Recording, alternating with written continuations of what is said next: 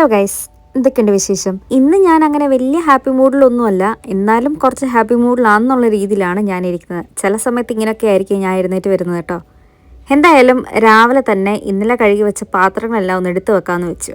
Happy mood എന്തുകൊണ്ടല്ലാന്ന് ചോദിച്ചു കഴിഞ്ഞാൽ 2 reasons ഉണ്ട്. ഒന്ന്, എനിക്ക് നാളെ തൊട്ട് കണ്ടിന്യൂസ് അങ്ങോട്ട് 4 ദിവസം വർക്കിംഗ് ഡേ ആണ്. അതിൻ്റെ ഇടയ്ക്ക് മാത്രം എനിക്ക് ഒറ്റൊരു ഓഫും കിട്ടുന്നുണ്ട്. പിന്നെ ഇവിടുത്തെ തണുപ്പാണ്. തണുപ്പിൻ്റെ കാര്യങ്ങൾ അറിയാമല്ലോ, ചില സമയത്ത് വെയിലൊക്കെ വരും, ചില സമയത്ത് വെയിലും കാണത്തില്ല, പിന്നെ പുറത്ത് പോകാനുള്ള മൂഡും കാണത്തില്ല.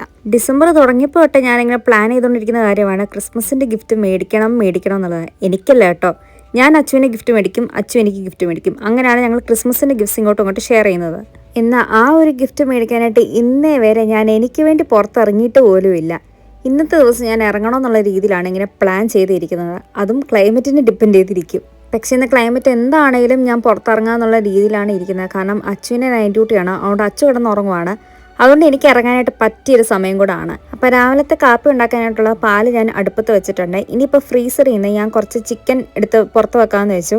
ഇത് ഫുൾ ഡ്രം സ്റ്റിക്സ് ആണ്. അപ്പോൾ ഇതെല്ലാം ഒരു ബൗളിനകത്ത് നിറച്ച് വെച്ചിട്ട് ചൂടുവെള്ളം ഒഴിച്ച് വെക്കാമെന്ന് വെച്ചു. അതാകുമ്പോൾ എനിക്കത് മാരിനേറ്റ് ചെയ്ത് കഴിഞ്ഞാൽ പിന്നെ അത് ഫ്രിഡ്ജിലോട്ട് കയറ്റാമല്ലോ. എനിക്കിങ്ങനെ കണ്ടിന്യൂസ് ഡ്യൂട്ടി ആവുന്ന സമയത്ത് ഞാനിങ്ങനെ ചിക്കനൊക്കെ മാരിനേറ്റ് ചെയ്ത് വെക്കാറുണ്ട് കേട്ടോ. ഇപ്പം സത്യമായി നമ്മൾ പ്രോൺസ് മേടിക്കുന്ന കുറച്ചിട്ടുണ്ട്.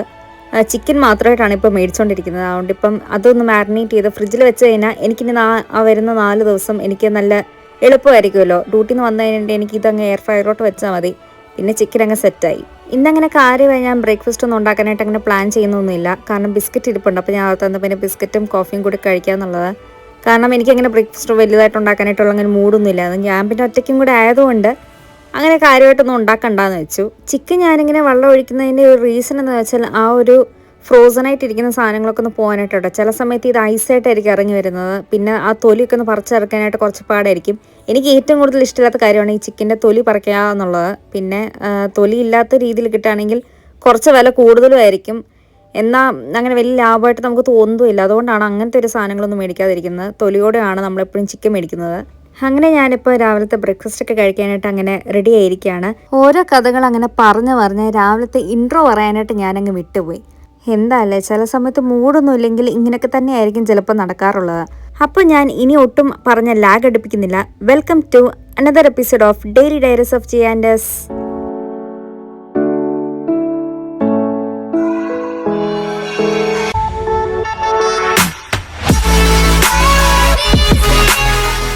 അങ്ങനെ ബ്രേക്ക്ഫാസ്റ്റ് ഒക്കെ കഴിഞ്ഞു. ഇനിയിപ്പോൾ ചിക്കനെ ഒന്ന് സെറ്റ് ചെയ്തെടുക്കണം. അപ്പം ഞാൻ നേരത്തെ പറഞ്ഞ പോലെ ചിക്കൻ എപ്പോഴും ഞങ്ങൾ സ്കിന്നൊക്കെ ഉള്ളതായി വെച്ചിട്ടാണ് കേട്ടോ മേടിക്കുന്നത്. പിന്നെ ഡ്രം സ്റ്റിക്സും ആയിരിക്കും കൂടുതലും മേടിക്കുന്നത്. പിന്നെ ചില സമയത്ത് ഹോൾ ചിക്കനായിട്ട് മേടിക്കാറുണ്ട്. അപ്പോൾ ഹോൾ ചിക്കൻ ഞാൻ കൈയോടെ ഒരിക്കലും തൊടാറില്ല. അത് അച്ചു മാത്രമാണ് തൊടാറുള്ളത്. അച്ചുവിന് മാത്രമായിട്ട് ഞാൻ കൊടുത്തൊരു കാര്യമാണ് ഈ ഹോൾ ചിക്കൻ ഒന്ന് സെറ്റ് ചെയ്യാന്നുള്ളത്. ഡ്രം സ്റ്റിക്സിൻ്റെ തൊലിയൊക്കെ കളഞ്ഞിട്ട് ഞാൻ ഇനി അതിന് പതൊക്കെ മാരിനേറ്റ് ചെയ്യാനായിട്ട് പോവാണ്. അപ്പോൾ കുറച്ച് മഞ്ഞൾപ്പൊടി, കുറച്ച് മല്ലിപ്പൊടി, കുറച്ച് മുളക് പൊടി, ഗരം മസാല, പിന്നെ ഓൾ പർപ്പസ് സീസണിങ്, പിന്നെ കുറച്ച് ഇറ്റാലിയൻ സീസണിങ് കൂടി ചേർത്തിട്ടാണ് ഈ പ്രാവശ്യത്തെ നമ്മുടെ ഒരു മാരിനേഷൻ. അപ്പോൾ ഈ ഒരു മാരിനേഷൻ ഞാൻ നേരത്തെ ഒരു വ്ളോഗിൽ കാണിച്ചിട്ടുണ്ടായിരുന്നു. ആ ഒരു സെയിം മാരിനേഷനാണ് കേട്ടോ. കാരണം അച്ചുവിന് ആ ഒരു സ്പൈസസ് ഒക്കെ ഭയങ്കരമായിട്ട് അങ്ങ് ഇഷ്ടപ്പെട്ടു. അതുകൊണ്ട് ആ സെയിം രീതി തന്നെ ഈ ഒരു പ്രാവശ്യം കൂടി ചെയ്യാമെന്ന് വെച്ചു. പിന്നെ ഞാൻ അന്നത്തെ ഒരു വ്ളോഗ് പറഞ്ഞ പോലെ ഓൾ പർപ്പസ് സീസണിങ് നമ്മൾ ചേർക്കുന്നുണ്ടെങ്കിൽ ഉപ്പിൻ്റെ ആവശ്യമേ ഇല്ല. പിന്നെ യോഗോട്ടോ ഓയിലും കൂടി ചേർത്തിട്ട് നല്ല രീതിയിൽ അങ്ങോട്ടൊന്ന് മാരിനേറ്റ് ചെയ്തെടുക്കണം. അങ്ങനെ എൻ്റെ ചിക്കനൊക്കെ ഒന്ന് മാരിനേറ്റ് ചെയ്ത് വന്നിട്ടുണ്ട്. ഇനിയിപ്പോൾ പതുക്കെ അതിനൊന്ന് ഫ്രിഡ്ജിലോട്ട് കയറ്റി കഴിഞ്ഞിട്ട് നമുക്കിനി ബാക്കി പരിപാടിയിലോട്ട് കിടക്കാം. ഇന്ന് ഞാൻ എന്നെ തന്നെ ഒന്ന് പ്രിപ്പയർ ചെയ്ത് വെച്ചിരിക്കുകയായിരുന്നു. വെളിയിലോട്ട് പോയാലേ പറ്റത്തുള്ളൂ എന്നുള്ള രീതിയിൽ. അങ്ങനെ ഞാൻ ഒരുങ്ങി റെഡിയായി വന്നിട്ടുണ്ട്. അപ്പോൾ ഞാൻ ആദ്യം ഓർത്ത് റോയൽ വിക്ടോറിയ പ്ലേസിലോട്ട് പോകാമെന്നാണ്. കാരണം എനിക്കൊരു പാഴ്സൽ കളക്ട് ചെയ്യാനായിട്ടുണ്ട്. പിന്നെ അവിടെ തന്നെ അച്ഛന് എന്തെങ്കിലും ക്രിസ്മസ് ഗിഫ്റ്റ് മേടിക്കാൻ പറ്റുമോ ഇല്ല എന്നുള്ളത് നമുക്ക് നോക്കാം. എനിക്ക് ചില സമയത്ത് ഈ തണുപ്പിൻ്റെ ഒക്കെ ടൈമിൽ വെളിയിലോട്ട് പോകാനൊക്കെ ഇഷ്ടം കേട്ടോ. പക്ഷെ ചില സമയത്ത് എനിക്ക് ഇഷ്ടമേ അല്ല. ആ ഒരു ടൈം എന്ന് പറഞ്ഞാൽ ഈ ഒരു കാറ്റിൻ്റെ ഒക്കെ ടൈമാണ്. ഈ കാറ്റ് നല്ലതായിട്ട് അടിക്കുകയാണെങ്കിൽ നമുക്കൊരുമാതിരി പിന്നെ അങ്ങോട്ട് വെളിയിലോട്ട് ഇറങ്ങാനായിട്ടുള്ള മൂഡേ വരത്തില്ല.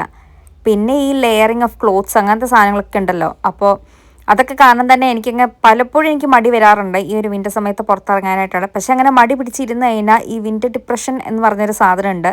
അപ്പോൾ അത് അടിച്ചു കഴിഞ്ഞാൽ ഭയങ്കര പാടായിരിക്കും. അപ്പോൾ അതിൽ നല്ലത് നമ്മളെ തന്നെ മോട്ടിവേറ്റ് ചെയ്തിട്ട് ഒന്ന് പുറത്തോട്ട് ഇറങ്ങാന്നുള്ള രീതിയിലാണ് ഞാൻ ചില സമയത്ത് ഞാൻ ചെയ്യുന്ന ഒരു പരിപാടിയായിരിക്കും. അങ്ങനെ ചുമ്മാതാണെങ്കിൽ പോലും വെളിയിലോട്ട് ഇറങ്ങണം.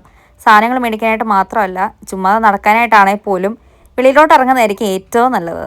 ഞാൻ സത്യം പറഞ്ഞാൽ ഇങ്ങനെ വീട്ടിലൊന്നും ഇരിക്കുന്ന ആളേ അല്ല. പിന്നെ എനിക്ക് ഇടയ്ക്കിടയ്ക്ക് ഒരുമാതിരി ഒരു മടുപ്പ് എന്നുള്ളൊരു ഫീലിംഗ് ഒക്കെ വരുമ്പോൾ എന്ന് വെച്ചാൽ ഈ കണ്ടിന്യൂസ് ഡ്യൂട്ടി പിന്നെ വീട്ടിലെ ജോലി എന്ന് വെച്ചാൽ ഒരുമാതിരി സെയിം റൂട്ടീനായിട്ടുള്ള രീതിയിൽ വരികയാണെന്ന് എനിക്ക് തോന്നുകയാണെങ്കിൽ ഞാൻ പിന്നെ ഒന്നും നോക്കത്തില്ല. ഞാൻ പിന്നെ വെളിയിലോട്ട് ഇറങ്ങാനായിട്ട് തന്നെ പ്ലാൻ ചെയ്യത്തുള്ളൂ. പിന്നെ എൻ്റെ ഈ സ്വഭാവം അച്ഛനറിയാം, ഞാൻ ഒരിക്കലും വീട്ടിലിരിക്കാറില്ല എന്നുള്ളത്. പിന്നെ എനിക്ക് ഇടയ്ക്കിടയ്ക്ക് ഇങ്ങനെ വെളിയിലോട്ടൊക്കെ ചുമ്മാ ഒന്ന് പോയി നടക്കാനും എക്സ്പ്ലോർ ചെയ്യാനൊക്കെ ഭയങ്കര ഇഷ്ടമാണെന്നുള്ള കാര്യം അച്ഛനറിയാം. അപ്പം ആ ഒരു കാര്യത്തിനൊന്നും എന്നെ അങ്ങനെ പിടിച്ചൊന്നും വീട്ടിലിരുത്താറൊന്നുമില്ല. എൻ്റെ ഇഷ്ടത്തിന് തന്നെ വിടാറുണ്ട്. ശരിക്കും പറഞ്ഞാൽ ഒരു മാരീഡ് ലൈഫിൽ അങ്ങനത്തെ ഒരു അണ്ടർസ്റ്റാൻഡിങ് പാർട്ട്ണർ ഉള്ളത് തന്നെയാണ് ഏറ്റവും വലിയ ഗിഫ്റ്റ്. അപ്പോൾ ഞാൻ ടോപ്പിക്കിൽ നിന്ന് മാറിപ്പോയോ എന്ന് എൻ്റെ ഒരു ഡൗട്ട്. എന്തായാലും ഞാൻ ഒരുങ്ങി അങ്ങോട്ട് സെറ്റായി വന്നിട്ടുണ്ട്. ഇനിയിപ്പോൾ നമുക്ക് പതുക്കെ അങ്ങോട്ട് റോയൽ വിക്ടോറിയ പ്ലേസിലോട്ട് പോകാം, പാഴ്സൽ കളക്ട് ചെയ്യാം, പിന്നെ ഗിഫ്റ്റൊക്കെ മേടിക്കാൻ പറ്റുകയാണെങ്കിൽ ഗിഫ്റ്റൊക്കെ മേടിച്ചിട്ട് നമുക്ക് തിരിച്ചു തരാം. അപ്പോൾ ഗിഫ്റ്റ് മേടിക്കാൻ പോയ വീഡിയോസും കടകളും ഒന്നും ഞാൻ നിങ്ങളെ കാണിച്ചിട്ടൊന്നുമില്ല. അത് ഞാൻ എടുത്തിട്ടും ഇല്ല, കാരണം അതൊക്കെ ഫുള്ളി ഒരു സർപ്രൈസ് ആണല്ലോ. അങ്ങനെ ഞാൻ പതുക്കെ തിരിച്ച് വീട്ടിലോട്ട് വന്നിട്ടുണ്ട്. അപ്പോൾ ഞാൻ ശരിക്കും പറഞ്ഞാൽ യോഗട്ട് മേടിക്കാൻ പോകാമെന്ന് പറഞ്ഞുകൊണ്ടാണ് അച്ഛൻ്റെ അടുത്ത് ഞാൻ പറഞ്ഞത്. ശരിക്കും പറഞ്ഞാൽ യോഗട്ട് മേടിക്കണമായിരുന്നു. പിന്നെ ആ കൂട്ടത്തിൽ ഗിഫ്റ്റും എൻ്റെ പാഴ്സലും കൂടി മേടിച്ചിട്ട് തിരിച്ചാണ് ഞാൻ വീട്ടിലോട്ട് വന്നത്. ഞാനിപ്പോൾ പുറത്ത് പോയി വന്നിട്ടിരിക്കുകയാണ്. ഗിഫ്റ്റ്സ് മേടിച്ചു. ഇനി എൻ്റെ ടാസ്ക് എന്ന് പറഞ്ഞാൽ ഏറ്റവും വലിയ ടാസ്ക് എന്ന് വെച്ചാൽ അച്ഛനാണ് അത് ഗിഫ്റ്റെല്ലാം പാക്ക് ചെയ്യണം. ആൻഡ് നിങ്ങളെ കാണിക്കാൻ പാടില്ലല്ലോ, ഇപ്പം നിങ്ങൾ കാണാനായിട്ട് പറ്റത്തില്ലല്ലോ. So I am going to pack my gifts. അത് കഴിഞ്ഞിട്ട് ഞാൻ മോരുണ്ടാക്കാമെന്ന് വെച്ചു. അപ്പോൾ തൈര് മേടിക്കാനാണ് ശരിക്കും ഒന്ന് പുറത്തിറങ്ങിയത്. അതാണ് അച്ഛൻ്റെ അടുത്ത് പറഞ്ഞത്. എനിവേസ് തിരിച്ചു വരുന്ന വഴിക്ക് I collected my parcels and bought a gift for Achu. ഇത്രയാണ് കാര്യങ്ങൾ ഇന്ന് നടന്നത്. So let me go and pack my gifts. അപ്പോൾ ഇതൊക്കെയാണ് ഞാൻ പാക്ക് ചെയ്യാനായിട്ട് എടുത്ത ബോക്സസ്. എനിക്ക് ശരിക്കും പറഞ്ഞാൽ ഈ ഒരു വലിയ ബോക്സും ഈ ഒരു ബോക്സും അർജൻറ്റായിട്ട് തന്നെ വേണമായിരുന്നു. ബിക്കോസ് നമ്മുടെ 2 ഗിഫ്റ്റ് കുറച്ച് സൈസുള്ള ഗിഫ്റ്റാണ്. ആൻഡ് ഇത് കറക്റ്റാണെന്ന് എനിക്ക് തോന്നുന്നു. എനിവേസ് ഞാൻ പാക്ക് ചെയ്തിട്ട് ഞാൻ നിങ്ങളെ കാണിക്കാം. പാക്കിങ് എനിക്ക് കാണിക്കാനായിട്ട് പറ്റത്തില്ല കേട്ടോ. അങ്ങനെ മേടിച്ച ഗിഫ്റ്റുകളൊക്കെ ഒന്ന് പാക്ക് ചെയ്ത് വെച്ചിട്ടുണ്ട്. അപ്പോൾ അതിൽ നിന്ന് ഒരു ബോക്സ് ഞാൻ എടുത്ത് മാറ്റിയിട്ടുണ്ട് കേട്ടോ. പിന്നെ വേറെ ആ ഒരു ഗിഫ്റ്റ് ആ ഒരു രീതി തന്നെയാണ് പാക്ക് ചെയ്ത് വെച്ചത്. അപ്പോൾ ഇതിനിടയിൽ എനിക്ക് നല്ലതായിട്ട് ഒന്ന് വിശന്നതുകൊണ്ട് ഞാൻ അവിടുത്തെ 2 മുട്ടയൊന്ന് പുഴുങ്ങിയെടുക്കാമെന്നുള്ളത്. പിന്നെ കുറച്ച് ഉള്ളിയൊക്കെ ഒന്ന് അരിഞ്ഞ് നമുക്ക് എന്തായാലും മോരിൻ്റെ ഉള്ള പ്രിപ്പറേഷനിൽ അങ്ങോട്ട് കിടക്കാം.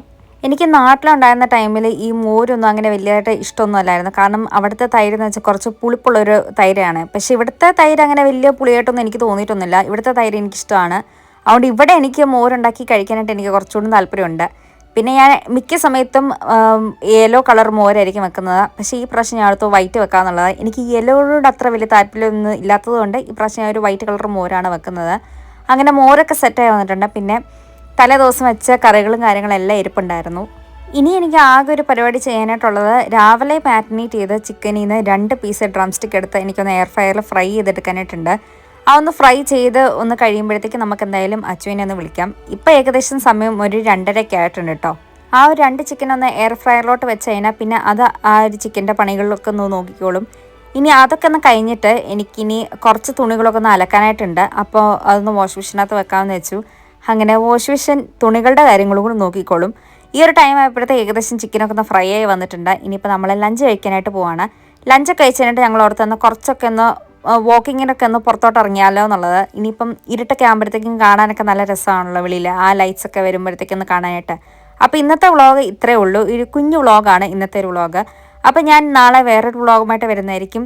Till then this is daily diaries of J and S signing off. By.